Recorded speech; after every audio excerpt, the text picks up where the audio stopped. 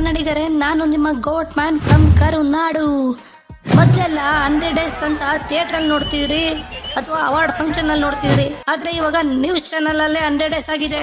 ದರ್ಶನ್ ಅವ್ರ ನ್ಯೂಸ್ ನ ನಾವು TRPಗೋಸ್ಕರ ಮಾಡಲ್ಲ ಅನ್ಕೊಂಡು ಬೆಳಗ್ಗೆಯಿಂದ ಸಂಜೆವರೆಗೂ ಹಾಕಿ ಸಕ್ಸಸ್ಫುಲ್ 100 ಡೇಸ್ ಓಡಿಸಿದ್ದಾರೆ. ಒಂದ್ಸರಿ ನೀವು ನೋಡ್ಕೊಂಡ್ ಬನ್ನಿ.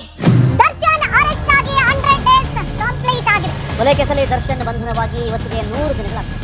100 ಡೇಸ್, 100 ದಿನ. ಏನಾಯ್ತು ಅವರ ದಿನಚರಿ 100 ದಿನಗಳಲ್ಲಿ?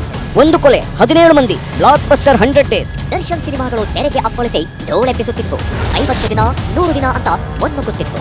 ದರ್ಶನ್ ಅರೆಸ್ಟ್ ಆಗಿ ಈಗ 100 ದಿನವಾಗಿದೆ. ಏನ್ ಹೇಳಿ, D boss news 100 days record ನ ಮೀಡಿಯಾದವರೇ ಮಾಡಿದ್ದಾರೆ. ಇದಕ್ಕೆ ಅವಾರ್ಡ್ ಫಂಕ್ಷನ್ ಮಾಡ್ತಾರೋ ಇಲ್ವೋ ಕಾದ್ ನೋಡೋಣ ಅಂತ ಹೇಳ್ತಾ ಮತ್ತೆ ಮುಂದಿನ ವಿಡಿಯೋದಲ್ಲಿ ಬರ್ತೀನಿ. ನೀವು ಮಾತ್ರ ಮರಿಬೇಡಿ, ಸಬ್ಸ್ಕ್ರೈಬ್, ಲೈಕ್, ಶೇರ್, ಫಾಲೋ ಮಾಡಿ. ಸಿಗೋಣ ಹೊಸ ಕಂಟೆಂಟ್ ಜೊತೆಗೆ.